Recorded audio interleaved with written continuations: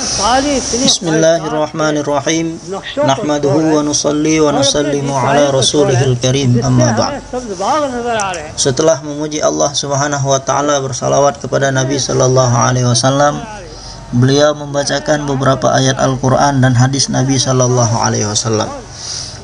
Kemudian beliau mengatakan, kenapa kita datang dan berkumpul di tempat ini dari berbagai macam negara, dari berbagai macam kota, dan dari berbagai macam daerah, meninggalkan pekerjaan dan kesibukan kita, meninggalkan anak istri kita,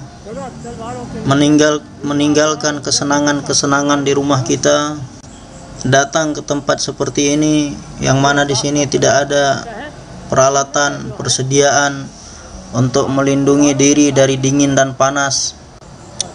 Kenapa kita berkumpul di sini? Jawabannya adalah bahwasanya Allah Subhanahu wa taala telah memberikan suatu kehidupan yang suci kepada kita, yang mana di dalamnya diperlihatkan kebahagiaan hidup di dunia, dan begitu juga ditampakkan dengan penuh keyakinan dan kepastian kebahagiaan di akhirat, yang mana kehidupan itu hari ini telah hilang dari dalam diri kita. Kehidupan itu telah lepas dari tangan-tangan kita, yang mana disebabkan itu kita telah terjerumus ke dalam fitnah dunia, dan kita telah terjebak di jaring-jaring kebatilan, dan syaitan pun telah membuat perpecahan di antara sesama kita, dan syaitan telah berusaha membuat kezaliman di antara kita satu sama lain, dan syaitan berusaha menjerumuskan kita dalam kebiasaan-kebiasaan buruk.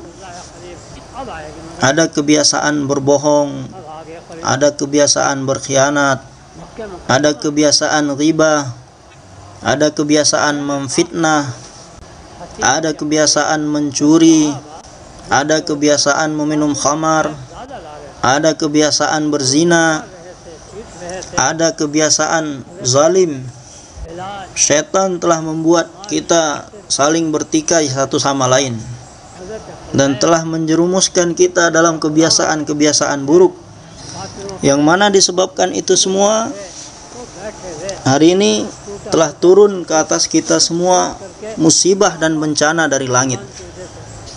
Terkadang terjadi gempa bumi, kadang terjadi banjir, kadang terjadi angin ribut, angin topan, kadang terjadi musim kemarau yang berkepanjangan, dan banyak terjadi ketidakberkahan. Berbagai macam azab turun dari langit, karena kehidupan kita telah keluar dari kehidupan insani dan telah menjadi kehidupan hewani ataupun menjadi kehidupan syetani, yang mana kehidupan dunia ini hanya 3 saja. Yang pertama, kehidupan syetani. Yang kedua, kehidupan hewani. Dan yang ketiga adalah kehidupan insani. Apabila kita menjadikan dakwah yang dibawa oleh baginda Nabi Muhammad sallallahu alaihi wasallam, pemimpin 2 alam, sebagai maksud hidup kita, dan kita berdakwah sebagaimana dakwah yang dibuat oleh baginda Nabi sallallahu alaihi wasallam, yang mana beliau telah menjadikan umat ini sebagai dai. Beliau telah mengajarkan umat ini untuk menjadi dai, dan beliau telah memberitahu bahwasanya selama kamu berjalan di atas jalan yang aku bawa, selama kalian berjalan di jalanku, dan selama kalian mengajak manusia kepada Allah Subhanahu wa taala, maka selama itu pula pertolongan Allah Subhanahu wa taala yang gaib akan menyertai kalian. Dan Allah Subhanahu wa ta'ala akan mengutus malaikat-malaikat ke atas kalian untuk membawakan rahmat untuk kalian dan membawa keberkahan-keberkahan untuk kalian. Dan Allah Subhanahu wa ta'ala akan menurunkan sakinah ke dalam hati-hati kalian, ketenangan ke dalam hati-hati kalian. Dan Allah Subhanahu wa ta'ala akan menyatukan hati-hati kalian dengan kecintaan dan kasih sayang satu sama lain. Dan Allah Subhanahu wa ta'ala akan tampakkan kewibawaan kalian kepada orang-orang batil. Dan kehidupan orang-orang batil akan kembali kepada kehidupan yang penuh dengan kebenaran ketika mereka melihat kehidupan kalian yang suci. Apabila kalian buat dakwah menyeru manusia kepada Allah Subhanahu wa ta'ala dan mendakwahkan, mengajak manusia orang-orang untuk mengamalkan kembali kepada jalan yang dicontohkan oleh Nabi sallallahu alaihi wasallam, maka malaikat-malaikat akan menyertai kalian. Awan akan menyertai kalian, angin akan menyertai kalian, bumi akan menyertai kalian, langit akan menyertai kalian, dan doa-doa kalian akan dikabulkan, dan kalian akan menjadi rahmat untuk seluruh manusia yang ada di dunia ini. Kalian akan menjadi rahmat untuk seluruh dunia, karena kalian adalah umat rahmatan lil alamin. Wa ma arsalnaka illa rahmatan lil alamin. Allah Subhanahu wa ta'ala telah menjadikan baginda Nabi Muhammad sallallahu alaihi wasallam sebagai rahmat untuk seluruh alam. Dan baginda Nabi Muhammad sallallahu alaihi wasallam pun telah menjadikan umatnya sebagai rahmatan lil alamin dengan memberikan usaha dakwah ini kepada umatnya. Menjadi rahmat untuk orang-orang miskin, menjadi rahmat untuk orang-orang kaya, rahmat untuk pemimpin, rahmat untuk rakyat. Menjadikan pemimpin ini sebagai rahmat untuk rakyatnya, dan menjadikan rakyat ini sebagai rahmat untuk pemimpinnya. Dan pedagang-pedagang dijadikan rahmat untuk petani dan pekerja-pekerja. Dan petani dan pekerja dijadikan rahmat untuk pedagang-pedagang. Demikian juga di dalam rumah, orang tua, bapak, ibu dijadikan rahmat untuk anak-anaknya. Dan anak-anak ini telah dijadikan rahmat untuk kedua orang tuanya. Dan tuan telah dijadikan rahmat untuk hambanya, dan hamba telah dijadikan rahmat untuk tuannya. Ini yang akan terjadi apabila kita berpegang kepada jalan yang dibawa oleh baginda Rasulullah sallallahu alaihi wasallam, yang mana Allah Subhanahu wa ta'ala telah berfirman di dalam Al-Qur'anul Karim, "Qul hadhihi sabili ad'u ila Allah ala basiratin ana wa manittaba'ani wa subhanallahi wa ma ana minal musyrikin."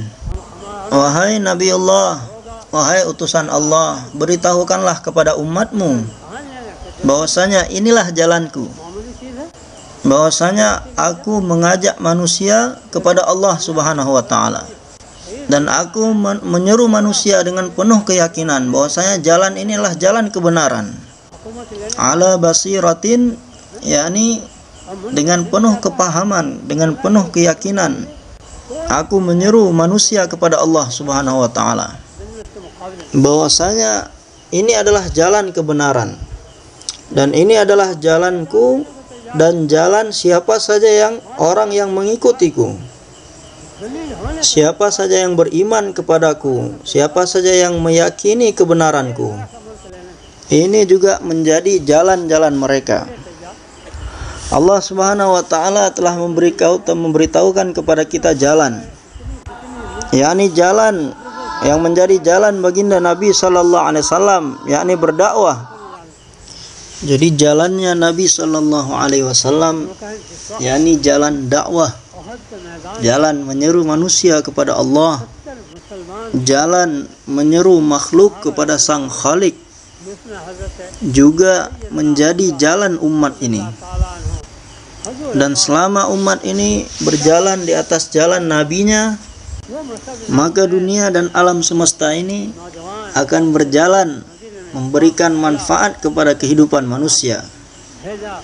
Angin akan memberikan manfaat kepada manusia.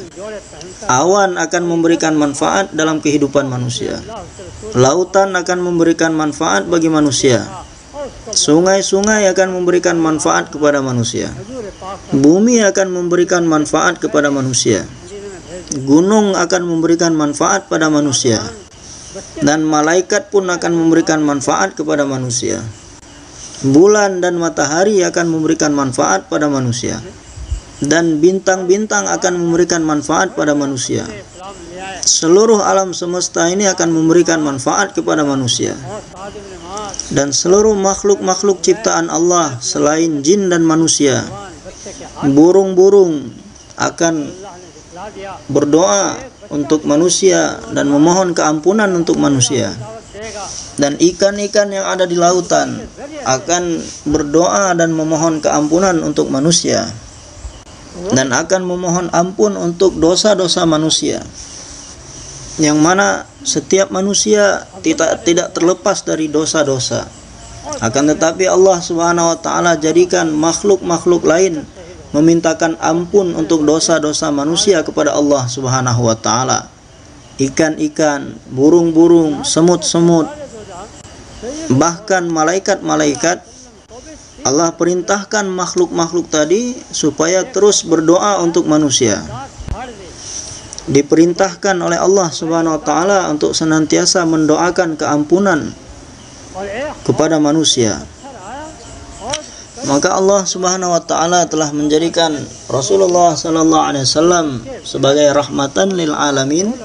Demikian juga Allah Subhanahu wa taala telah menjadikan dakwah yang dibawa oleh baginda Nabi sallallahu alaihi wasallam sebagai rahmatan lil alamin. Dan setiap sunnah baginda Nabi sallallahu alaihi wasallam adalah rahmatan lil alamin.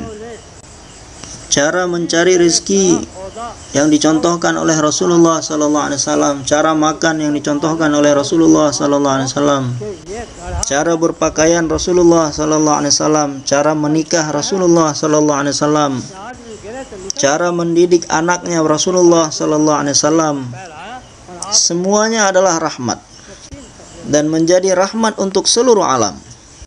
Siapa saja yang mengambil cara tersebut, memilih jalan tersebut, maka akan ditiupkan ke atasnya angin rahmat. Maka akan masuk ke dalam hatinya sakinah dan ketenangan. Akan datang keberkahan pada dirinya, pada hartanya dan anak-anaknya. Dan siapa saja yang menyebarkan sunnah Nabi sallallahu alaihi wasallam, jalan hidup Nabi sallallahu alaihi wasallam ke seluruh dunia, dan mengajak orang-orang untuk mengamalkan sunnah Nabi sallallahu alaihi wasallam, maka pertolongan Allah Subhanahu wa taala akan bersama orang tersebut. Yang mana tidak ada kekuatan, satupun kekuatan di dunia ini yang bisa melawan pertolongan Allah Subhanahu wa taala. Iyansurkumullahu fala ghaliba lakum. Jika pertolongan Allah Subhanahu wa taala datang kepada kalian, maka tidak ada satupun yang bisa mengalahkan kalian. Kebatilan akan hancur.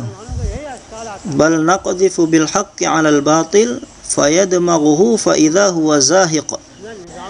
Kami akan melemparkan yang hak ini di atas kebatilan, sehingga yang hak ini akan menghancurkan kebatilan sehancur-hancurnya, sehingga kebatilan akan hilang.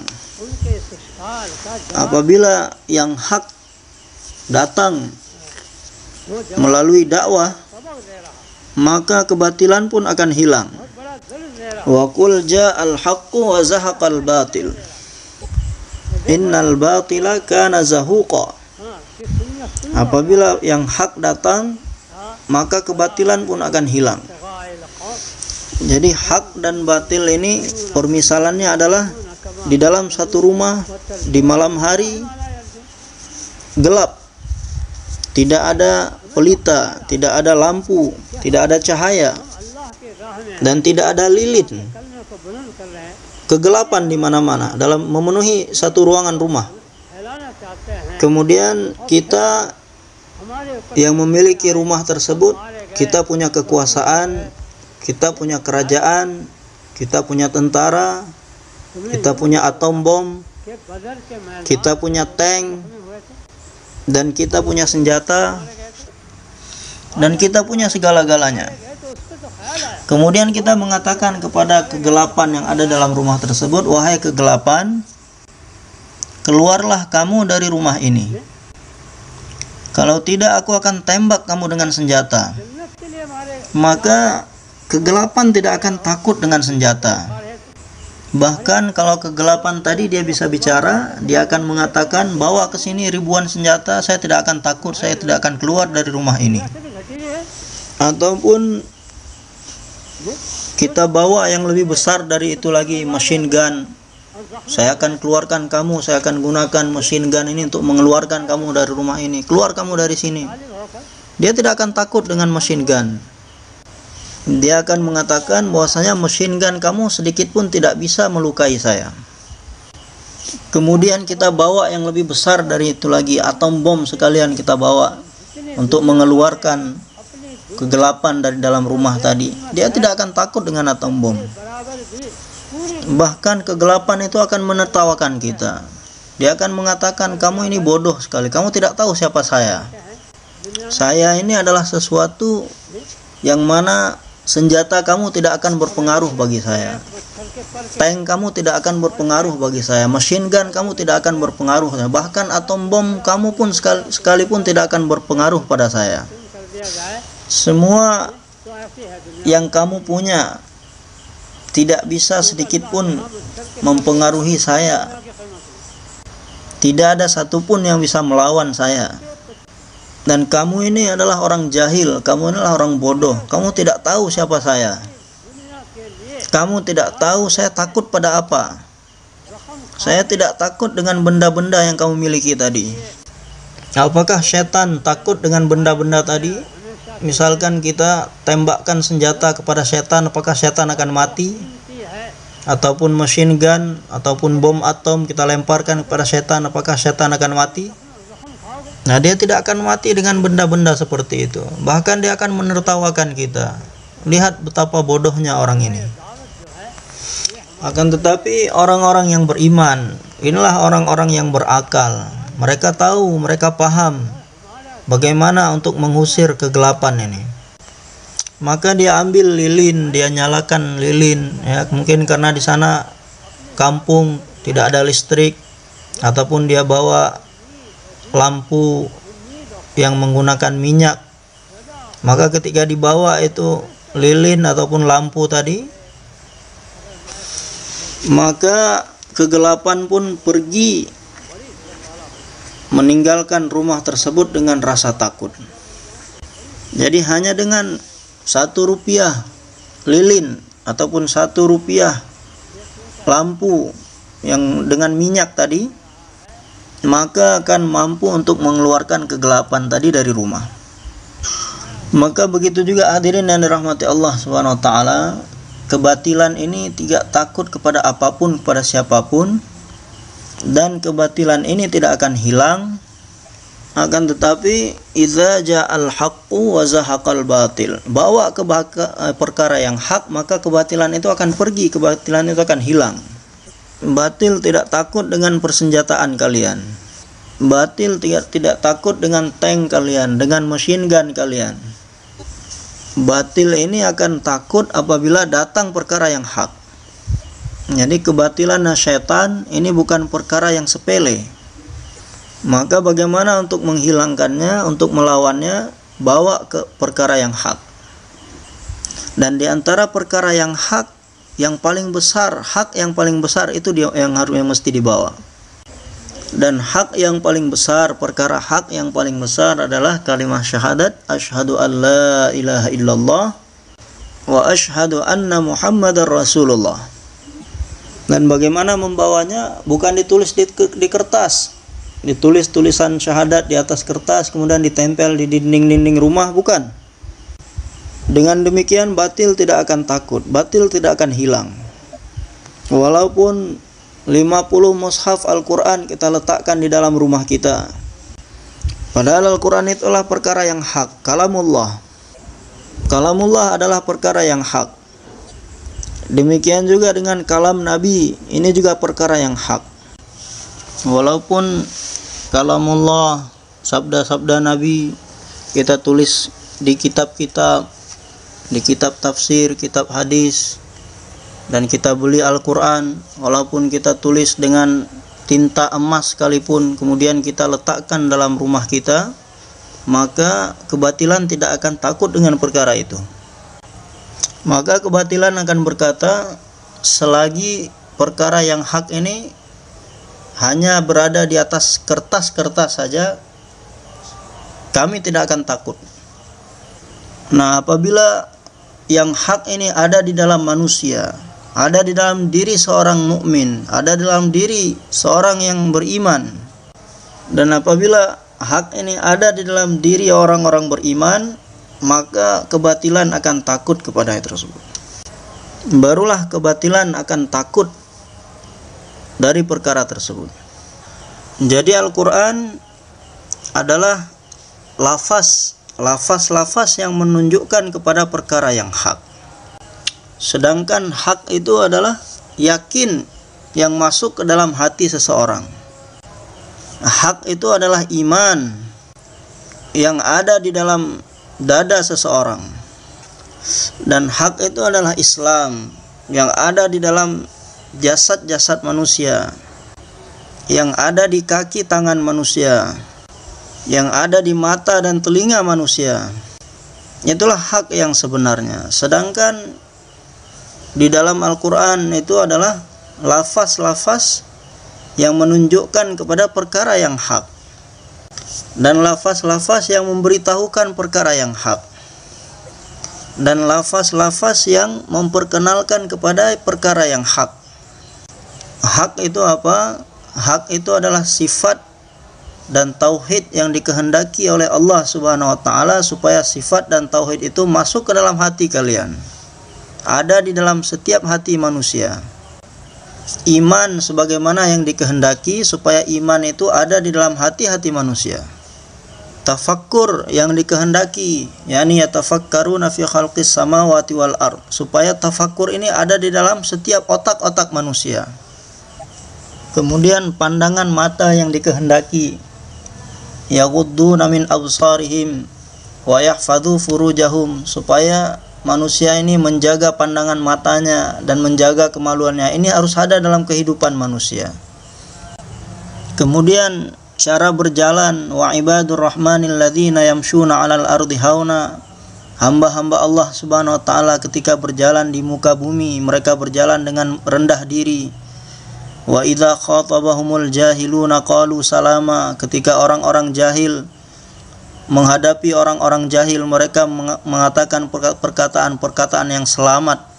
Berbicara ketika menghadapi orang-orang jahil. Ini hakikat, semua ini mesti ada dalam diri setiap manusia. Wala tamshi fil ardi maraha innaka lan takhriqal arda wa lan tablighal jibala tula. Janganlah kalian berjalan di muka bumi dengan angkuh, dengan sombong, supaya berjalan dengan merendahkan diri, senantiasa dalam keadaan tawadhu, karena kamu tidak akan bisa melebihi tingginya gunung dan tidak akan bisa menembus bumi. Nah, hakikat dari ayat ini supaya ada di dalam diri manusia, supaya dalam diri manusia ini ada sifat tawadhu, supaya dari dalam diri manusia ini keluar sifat-sifat takabbur, dan supaya rasa takut kepada Allah, sifat takwa ini ada dalam setiap diri manusia. Dan supaya dalam diri manusia ini ada sifat tawakal, bergantung kepada Allah Subhanahu wa taala. Bagaimana untuk mewujudkan sifat-sifat ini dalam diri kita? Jadi sifat-sifat yang disebutkan, sifat-sifat kebaikan yang disebutkan dalam Al-Quran, dan kebiasaan yang baik ini bagaimana wujud dalam kehidupan kita, dalam diri kita? Apabila iman telah terbentuk dengan hidayah, karena pertama sekali mesti dibuat usaha untuk mendapatkan hidayah, supaya saya mendapatkan jalan yang benar. jalan yang membuat Allah Subhanahu wa taala ridha, jalan yang di dalamnya Allah Subhanahu wa taala menjanjikan surga, jalan yang di dalamnya Allah Subhanahu wa taala menjanjikan kehidupan yang baik di dunia, yang di dalamnya Allah Subhanahu wa taala menjanjikan kehidupan yang suci, jalan yang di dalamnya Allah Subhanahu wa taala menjanjikan supaya seluruh alam semesta ini memberikan manfaat kepada manusia, jalan yang di dalamnya Allah Subhanahu wa taala menjanjikan kesatuan hati-hati manusia, jalan yang di dalamnya Allah Subhanahu wa taala menjanjikan untuk membukakan hakikat segala-galanya. Yang pertama, kita mesti buat dakwah untuk mendapatkan perkara ini dalam diri kita. Inilah yang dikatakan walladzina jahadu fina. Juhud itu adalah satu usaha yang diniatkan untuk meninggikan kalimat Allah Subhanahu wa taala di atas dunia. Dan juhud itu adalah satu usaha yang diniatkan untuk mewujudkan agama Allah Subhanahu wa taala di seluruh dunia. Inilah yang dikatakan dengan juhud. Dan juhud ini akan terbentuk dengan 4 perkara. Yang pertama, dengan mendatangi manusia, berdakwah kepada setiap orang, perdengarkan keagungan Allah, kehebatan Allah kepada setiap orang. Qum fa'anzir wa rabbaka fakabbir wa thiyabaka fatahhir warrujza fahjur wa la tamnun tastakthir wa li rabbika fasbir. Apabila kamu mulai berdakwah kepada manusia, maka akan datang kepadamu musibah-musibah, akan datang kepadamu beberapa ujian-ujian. Allah Subhanahu wa taala akan mengujimu. Ada yang memukul, ada yang mencaci maki, ada yang mengutuk, ada yang akan menghalangi. Dan terkadang seseorang yang terus berjalan di jalan Allah Subhanahu wa taala, maka dia akan dikelilingi rasa takut. Terkadang ditimpa rasa lapar, kadang mendapatkan kerugian pada pekerjaan dan anak-anak. Maka untuk hal-hal seperti itu, wali rabbika fasbir. Jadi situasi apapun yang akan datang dalam kehidupan kita, maka kita mesti bersabar karena Allah Subhanahu wa taala, dan terus berdakwah dengan kokoh. Jangan sampai ujian-ujian tadi menggoyahkan kita dari jalan Allah. Karena kita sedang berada di jalan yang besar. Karena kamu sedang berusaha, karena kita sedang berusaha untuk menjadikan Allah Subhanahu wa taala senantiasa bersama kita. Karena kita sedang berusaha untuk mendapatkan keridhaan Allah. Dan kita sedang berusaha untuk mendapatkan surga sebagai tempat tinggal abadi kita.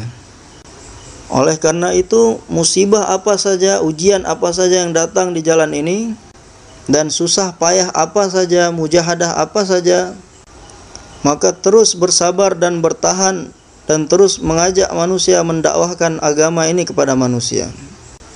Karena bagi manusia ini hanya 2 jalan saja. Yang pertama, jalan menuju surga, yang kedua, jalan menuju neraka. Dan untuk menguji manusia, Allah Subhanahu wa taala telah menjadikan jalan menuju surga ini bagaikan jalan yang berat untuk dilalui. Dan jalan menuju jahanam ini telah dibuat menjadi subur dan mudah untuk menguji manusia. Karena ketika Allah Subhanahu wa taala menciptakan surga dan neraka, Allah Subhanahu wa taala telah memanggil malaikat Jibril alaihissalam. Jadi setelah menciptakan surga dan neraka, Allah Subhanahu wa taala memanggil malaikat Jibril dan berfirman, "Pergilah dan lihatlah surga yang telah aku ciptakan untuk manusia.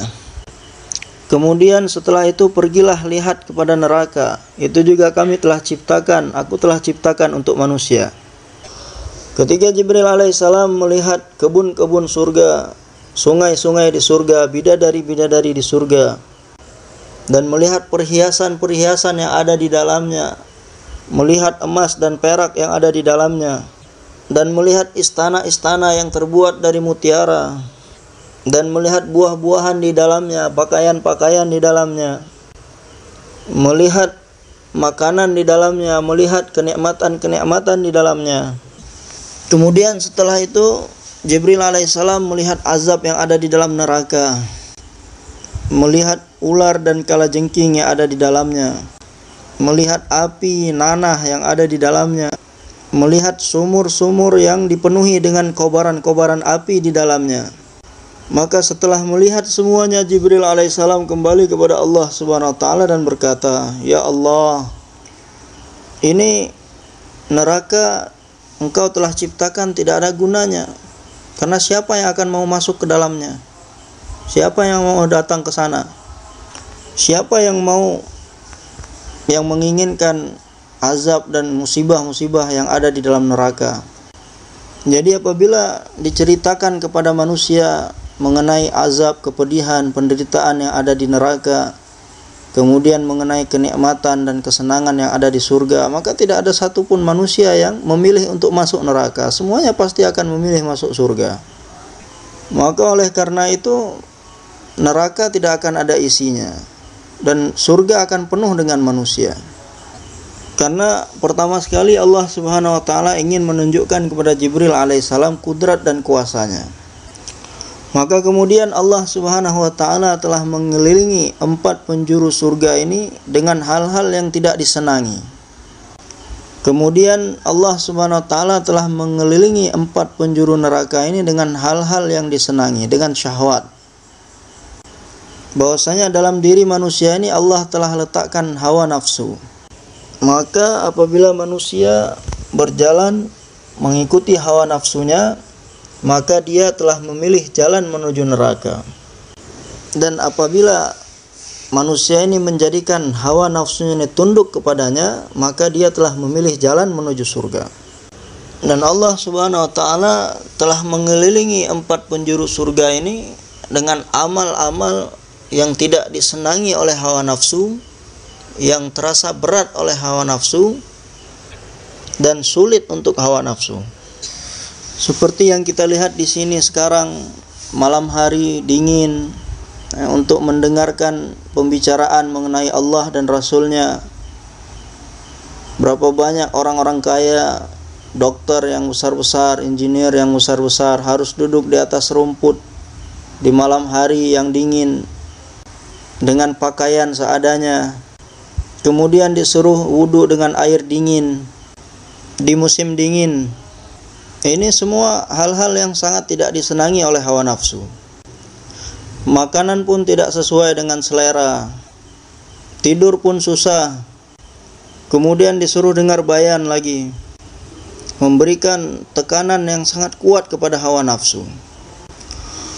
Akan tetapi orang-orang yang berusaha kuat untuk menekan hawa nafsunya, "Wahai nafsu, bahwasanya aku telah berniat untuk memperbaikimu di sini. Yang mana saya harus memperbaiki hawa nafsu. Qad aflaha man zakkaha wa qad khaba man dassaha." Sungguh beruntung orang-orang yang telah memperbaiki hawa nafsunya, yang mensucikan hawa nafsunya. Dan sungguh merugi orang-orang yang membiarkan hawa nafsunya berjalan sesuai dengan keinginannya sendiri. Karena neraka itu telah 4 penjuru neraka itu telah dikelilingi dengan setiap amal-amal yang disenangi oleh hawa nafsu. Berzina, minum khamar, makan yang haram, berbuat zalim, berbohong dan berkhianat, menipu, dan cinta terhadap harta benda, menginginkan keduniaan. Ini amal-amal yang telah diletakkan oleh Allah subhanahu wa ta'ala di 4 penjuru neraka. Sedangkan amalan-amalan yang mengelilingi surga, berpuasa, di musim panas disuruh berpuasa menahan lapar dan dahaga. Dan kadang-kadang seorang profesinya sebagai kuli bangunan, dia juga harus bekerja dan juga harus berpuasa. Dan ada yang profesinya sebagai supir, harus bawa penumpang dari Peshawar sampai sini, sampai Karachi, kemudian harus berpuasa, panas-panas lagi. Nah, kalau di bulan-bulan lain hanya sholat fardu 5 kali, akan tetapi bulan puasa siangnya panas-panas disuruh puasa, malamnya tambah lagi sholat tarawih. Jadi berat sekali. Kemudian dari harta yang dimiliki itu tidak boleh untuk buat bangunan-bangunan, tidak boleh untuk membeli pakaian-pakaian untuk kesombongan, tidak boleh untuk membeli makanan-makanan untuk memenuhi syahwatnya. Kemudian tidak boleh digunakan untuk mendapatkan kesenangan-kesenangan yang haram. Akan tetapi diberikan cara-cara untuk menggunakan harta. Wa atal mala ala hubbihi lawil qurba wal yatama wal masakin wa ibnis sabil was-sa'ilin wa fir riqab. Jadi harta yang kamu dapatkan dari penghasilanmu, baik itu didapatkan dengan cara berdagang ataupun bertani ataupun dari pekerja, dari kantor ataupun dari kuli, penghasilanmu itu tidak boleh digunakan dihambur-hamburkan untuk mendirikan bangunan, tidak boleh dihambur-hamburkan untuk perkawinan, pernikahan. Akan tetapi di antara kerabat-kerabatmu, siapa yang membutuhkan di antara mereka, supaya untuk membantu mereka, saudara-saudaramu, keluargamu yang membutuhkan. Cari anak-anak yatim, cari orang-orang miskin, bantu anak-anak yatim, bantu orang-orang miskin, cari musafir-musafir, bantu mereka. Berapa banyak musafir-musafir yang kehabisan bekal mereka dalam perjalanan, cari mereka, maka gunakan hartamu untuk membantu mereka. Dan cari peminta-minta, gunakan hartamu, penghasilanmu untuk memenuhi keperluan mereka. Dan gunakan penghasilanmu, hartamu untuk membantu hamba-hamba sahaya yang dibebani harta oleh majikannya untuk kebebasan mereka. Ini cara untuk menggunakan penghasilan harian kita. Diberitahukan oleh Allah Subhanahu wa taala seperti ini caranya. Nah, ini bukan masalah zakat. Zakat itu perkara yang lain lagi. Jadi kalau setiap hari kita gunakan hasil harta penghasilan kita seperti ini, kemudian dari harta tersebut, penghasilan tersebut ada sisanya, kemudian setelah lewat 1 tahun dan sampai nisabnya, maka pun diwajibkan untuk membayar zakat. Wa aqamas shalah wa ita'az zakah. Jadi orang-orang yang memilih jalan takwa, dia akan berusaha menggunakan hartanya seperti ini. Ini semua yang disebutkan tadi, semuanya bertentangan dengan hawa nafsu. Jadi penghasilan harian yang kita dapatkan dari bekerja sehari-hari, disuruh bagi kepada 7 bagian. Jadi 1 bagian untuk anak istri dan diri sendiri. Kemudian 6 hissah lagi, 6 bagian lagi untuk kerabat-kerabat, untuk anak-anak yatim, untuk orang-orang miskin, untuk orang-orang fakir, untuk orang-orang musafir, dan untuk orang-orang yang mendapatkan musibah. Ini semua sangat bertentangan dengan hawa nafsu. Nah, ini harus dikerjakan seperti ini. Jika kita ingin menarik pertolongan dari Allah Subhanahu wa taala, ingin menjadikan seluruh alam semesta ini memberikan manfaat kepada kita, kita harus buat seperti ini. Jika kita ingin mendapatkan rahmat dan menyebarkan rahmat dari Allah Subhanahu wa taala, dan jika kita ingin mendapatkan keberkahan dalam diri dan harta kita, maka kita harus berbuat seperti ini. Yang mana ini adalah bertentangan dengan hawa nafsu kita, dan amalan-amalan ini telah dibuat untuk mengelilingi 4 penjuru surga.